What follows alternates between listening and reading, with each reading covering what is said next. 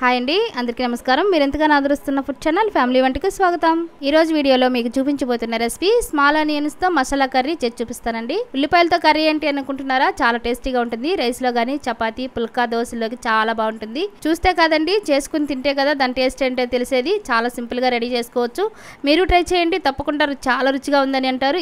ఇక వీడియోలోకి వెళ్లే ముందు నా ఛానల్ సబ్స్క్రైబ్ చేయండి, బెల్ ఐకాన్ క్లిక్ చేయండి. వీడియోని చివరి వరకు చూడండి. రండి వీడియో స్టార్ట్ చేద్దాం.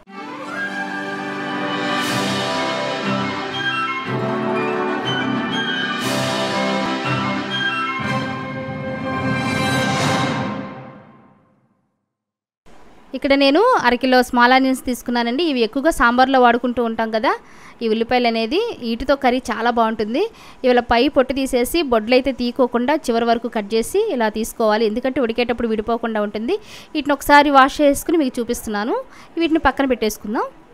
ఇప్పుడు కర్రీకి మనం 2 పెద్ద సైజు టమాటాలు తీసుకుని ఇవి వాటర్లో వేసి ఉడికించుకోవాలి. కుక్కర్లో వేసి ఇలా మధ్యకి 2 భాగాలుగా లేదా 3 భాగాలుగా కట్ చేసేసుకుని కుక్కర్లో వేసి ఉడికించుకోవాలి. 2 లేదా 3 విజిల్స్ వచ్చేంత వరకు. తర్వాత దాన్ని మనం మిక్సీ చేసుకుని పేస్ట్లా రెడీ చేసుకుందాం. ఈ కర్రీకి పచ్చి టమాటాలు వాడితే పచ్చివాసన వస్తాయని నేను ఉడికించి వేసుకుంటున్నాను. కానీ ఉడికించి వేసుకుంటేనే కూర చాలా టేస్టీగా ఉంటుందండి. అందుకని ఉడికించుకోవాలి.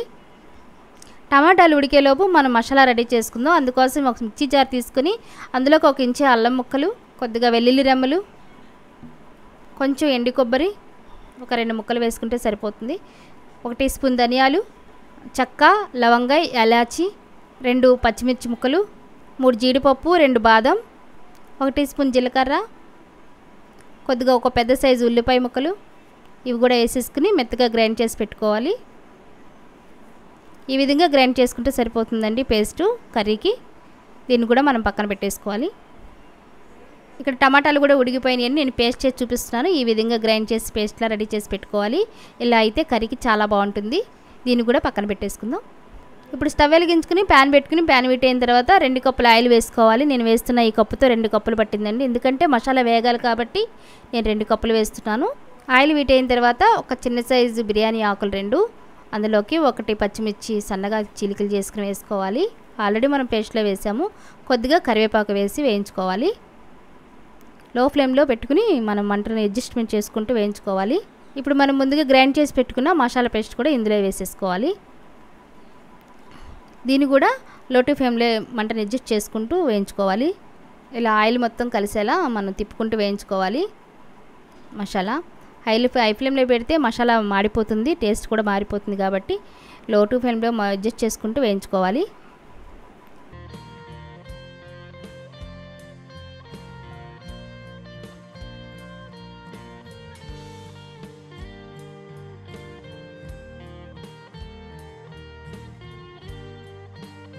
ఈ విధంగా 2 నిమిషాల పాటు వేగిన తర్వాత ఇప్పుడు ఆనియన్స్ వేసేసుకుందాం అండి ఇందులోకి. ఎందుకంటే మసాలా ఎక్కువ శాతం వేగకపోయినా పర్వాలేదు, ఆనియన్స్తో పాటు వేగుతుంది. మనం ఎక్కడ వాటర్ యాడ్ చేయలేదు కాబట్టి ఇవన్నీ వేసి మనం అటు ఇటు తిప్పుకుంటూ మసాలా అంతా కూడా ఉల్లిపాయలకు పట్టించేటట్టుగా తిప్పుకుంటూ వేయించుకోవాలి. ఈ విధంగా లో ఫ్లేమ్లో చక్కగా వేయించుకోవాలండి.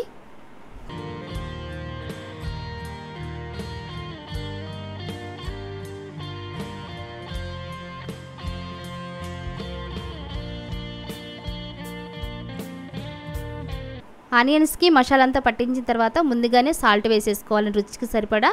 ఎందుకంటే ఆ ఉప్పు అనేది ఆ ముక్కకు బాగా పడుతుంది, ఉల్లిపాయలకి బాగా పడుతుంది. మనం తినేటప్పుడు స్వీట్గా లేకుండా చక్కగా కర్రీలో ఉల్లిపాయలు చక్కగా ఉడుకుతాయి.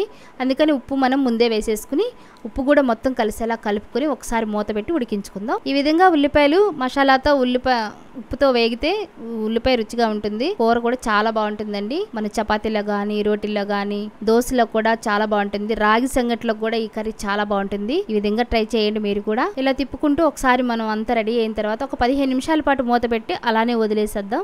ఆనియన్స్ ఎక్కువసేపు ఉడికితే అవి విడిపోతాయి కాబట్టి మనం 15 నిమిషాలే టైం పెట్టానండి. తర్వాత ఉడకకపోతే మరొకసారి మూత పెట్టి మనం ఉడికించుకోవచ్చు. అందుకని ఒకసారి మూత పెట్టి మనం 15 నిమిషాల పాటు ఉడికించుకోవాలి. ఇప్పుడు ఒకసారి మూత చూసుకోవాలండి. చూడండి, ఉల్లిపాయ అయితే సగం ఉడికినట్లు అనిపిస్తుంది. చూడండి, ఒకసారి పైకి కిందికి మెల్లిగా తిప్పుకోవాలి. ఎందుకంటే ఎట్లా పెడితే తిప్పితే ఉల్లిపాయ చితికిపోతుంది. అందుకని ఏ ఉల్లిపాయకి ఆ ఉల్లిపాయ ఉండాలి అంటే నిదానంగా తిప్పుకోవాలి. అడుగంటితే మొత్తం కూడా తిప్పుకొని ఒకసారి చూసుకుని కొంచెం ఒక 2 నిమిషాలు ఉడికితే సరిపోతుందండి. మరి ఒకసారి మూత పెట్టి ఉడికించుకుందాం. ఇప్పుడు ఒకసారి మూత చూస్తుందామండి. చూడండి, చక్కగా ఉడికింది. ఇంకా ఉడకాల్సిన అవసరం లేదు. మసాలా చక్కగా వేగింది, దాంతోపాటు ఉల్లిపాయ కూడా చక్కగా వేగింది. ఒకసారి తిప్పుకుని అటు ఇటుగా కిందకి పైకి ఒకసారి తిప్పుకొని మీకు చూపిస్తున్నా చూడండి. ఉల్లిపాయ బాగానే ఉడికిపోయింది. చాలండి, ఈ విధంగా ఉడికితే మళ్ళీ కొంచెం వాటర్లో వేసి ఉడుకుతుంది కాబట్టి ఆ మిగిలిన భాగం కూడా అప్పుడు ఉడుకుతుంది కాబట్టి ఇప్పుడు మనం ముందుగా రెడీ చేసి పెట్టుకున్న టమాటా ప్యూరీ ఉంది కదా, అందులోకి వేసేసుకోవాలి.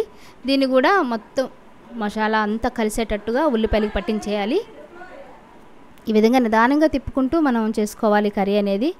ఎందుకంటే ఆ ఉల్లిపాయలు చితికిపోకుండా, ఆ కూర అంతా స్ప్రెడ్ అవ్వకోకుండా దేనికి దానికి విడివిడిగా ఉండేటట్లుగా కలుపుకోవాలి. ఒకసారి ఈ విధంగా కలుపుకున్న తర్వాత మరొకసారి మూత పెట్టి ఉడికించుకుందాం.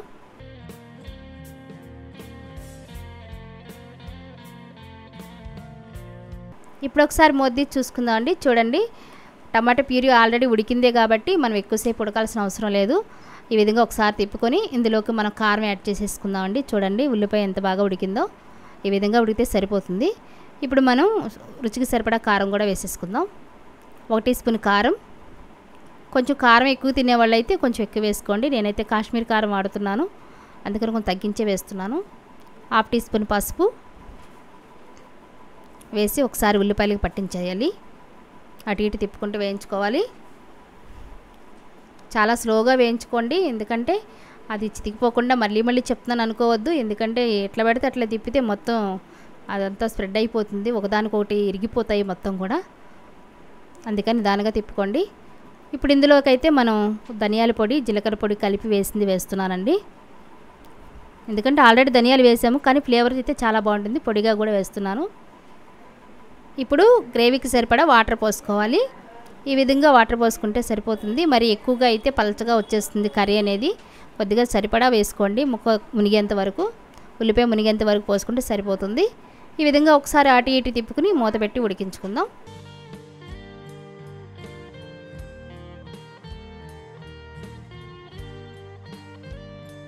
ఇప్పుడు చివరిగా మూత తీసి చూద్దామండి. చూడండి, ఆయిల్ అయితే పైకి బాగా రిలీజ్ అయిపోయింది. అంటే కూర మొత్తం కర్రీ మొత్తం రెడీ అయిపోయినట్లు లెక్క.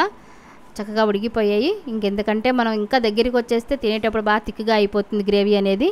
ఇలా కొంచెం జ్యూసీగా ఉన్నప్పుడే మనం దించేసుకుంటే ఆ వేడికి అది కూడా ఎగిరిపోయి చక్కగా కొంచెం దగ్గరికి వచ్చేస్తుంది గ్రేవీ మొత్తం. ఈ విధంగా ఉన్నప్పుడు మనం చివరిగా కొత్తిమీర వేసేసుకోవాలి. దాన్ని కూడా తిప్పుకుని ఒకసారి స్టవ్ ఆఫ్ చేసేసుకుంటే సరిపోతుంది. ఈ విధంగా కొత్తిమీర వేసుకుని తిప్పుకోవాలి. అబ్బా, కూర ఉడుకుతుంటేనే చాలా మంచి ఫ్లేవర్ వస్తుందండి. ఎప్పుడు తినాలా అనిపిస్తుంది. చాలా రుచిగా ఉంటుంది. ఈ విధంగా చేసుకోండి. ఇంకెందుకు ఆలస్యం, ఈరోజే ట్రై చేయండి. ఇంకెందుకు ఆలస్యం, మీరు ట్రై చేయండి. కూర ఏ విధంగా కుదిరిందో నాకు కామెంట్ రూపంలో తెలియచేయండి. ఈ వీడియో కనుక నచ్చితే లైక్ చేయండి, షేర్ చేయండి, కామెంట్ చేయండి. నెక్స్ట్ వీడియోలో మళ్ళీ కలుద్దాం. Thank you for watching.